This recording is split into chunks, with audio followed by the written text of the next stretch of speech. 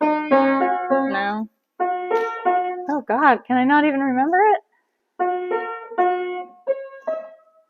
Gosh, what is it? So I take it you haven't had much practice lately. No.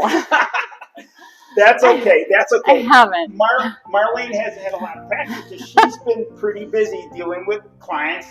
This is Marlene Cerreta from Cerreta Real Estate, and today's video, it's, I think, a pretty important video. A lot of people who are looking to list their homes, you know, it's much more than just putting a for sale sign in front of the home, right? Oh, right. There's a Definitely. lot that has to take place. So we're going to talk about the steps and what it takes place, what you have to look for, what it is you need to prepare, and how the agent does much, much more than you think when it comes to this. So why don't we start at the very beginning?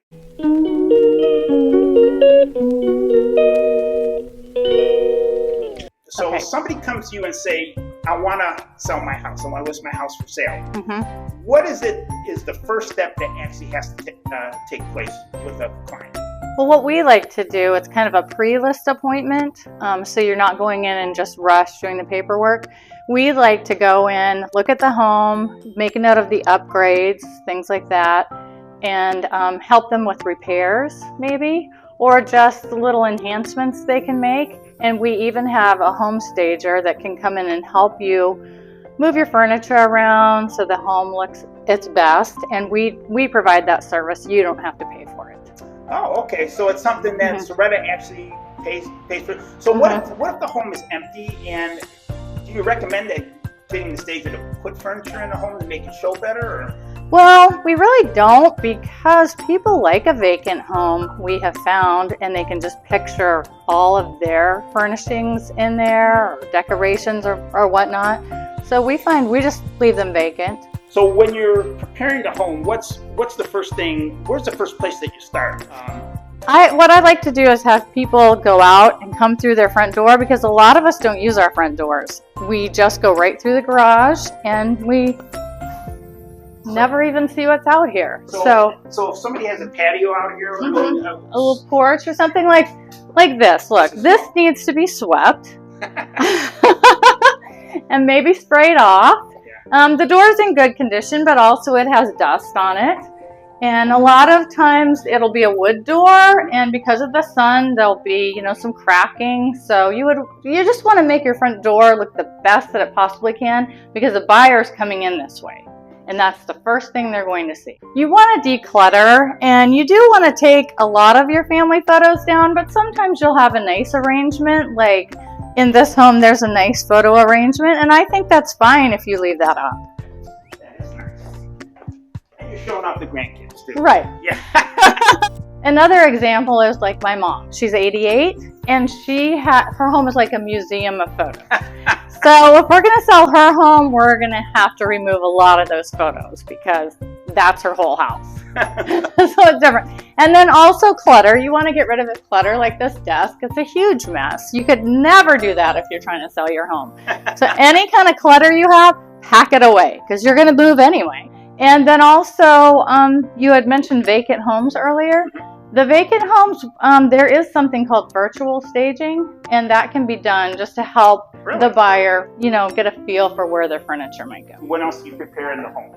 Well, we'll just go around and look, and for an example, this home has a crack right here. And although it doesn't have to be repaired, if you do repair it, then you avoid that during the inspection. Okay. Yeah. Okay. So and the pool, if you have like a fountain or whatever sprays, do you turn that on? Yes, you should. If you can, before a showing, you should turn all the lights on. You should turn all the water features on in your pool, and just, make the home as inviting as possible. And we'll go over that at the pre-listing appointment. Do you recommend an open house? Is that important? Does it depend on the home? Does it depend on the neighborhood? What do you think? It does. It depends on the location. First of all, if you're in a gated community, sometimes an open house doesn't work. Or if you're in a rural community, sometimes it doesn't work. But if you're in a regular neighborhood, I think an open house is a really good idea, because we can just get more people in to see your home. And now with COVID being behind us, we can do those again. And even if sometimes I've sat at open houses with real estate agents, and you just maybe just have the nosy neighbors that want to come in and just kind of look at the house. And so this is what their furniture looks like, huh? But in a sense, that's kind of a good thing as well, because maybe they know of somebody that. Exactly, and that does bother a lot of sellers. They don't want their neighbors coming in, but true, those neighbors have friends that may want to live in the neighborhood where they live. Word of mouth. What is it that you do to kind of get this out that, hey, this home is for sale, it's a great home? Right, that's what we do. We go on to social media, we do a lot of digital marketing, we also do flyers. We put flyers on our signs so they can take that with all the information about the home, postcards letting the neighborhood know there's a home for sale. Have you door knocked before? Have you gone to the neighbors and say, hey, we have a great listing if you know of anybody? Yeah, we do that. We do, up and down the street at least, and let them know. And especially with the open house, again, we do like to invite those neighbors just in case. Yeah, sure. And we like to let them know too, because it's on their street and they're going to see cars and they want to know what's going on. So nowadays there's a lot of these virtual real estate agents where you don't even have to have a real person actually come and do all this stuff.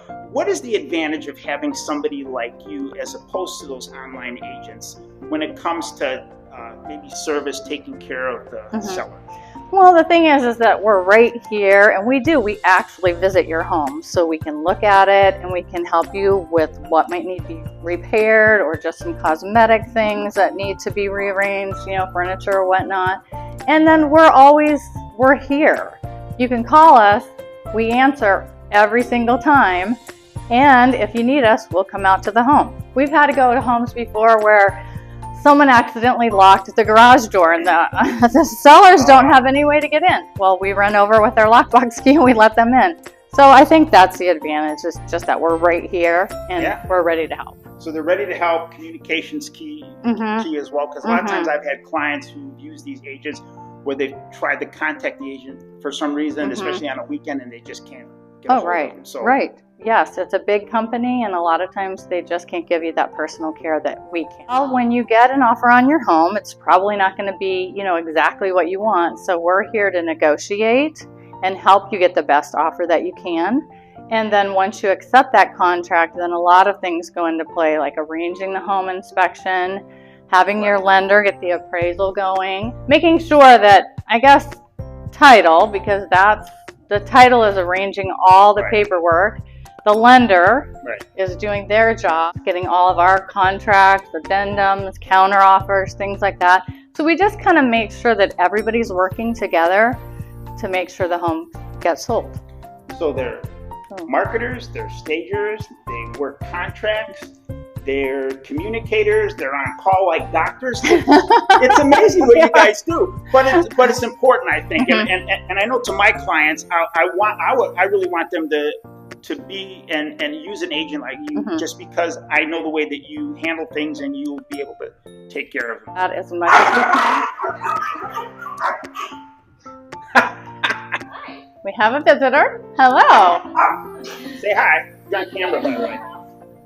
So we understand that a lot of times your home is your biggest investment, and we want to make sure that we take care of you and get you the best offer that we can. We really like to get you the most amount of money in the shortest amount of time.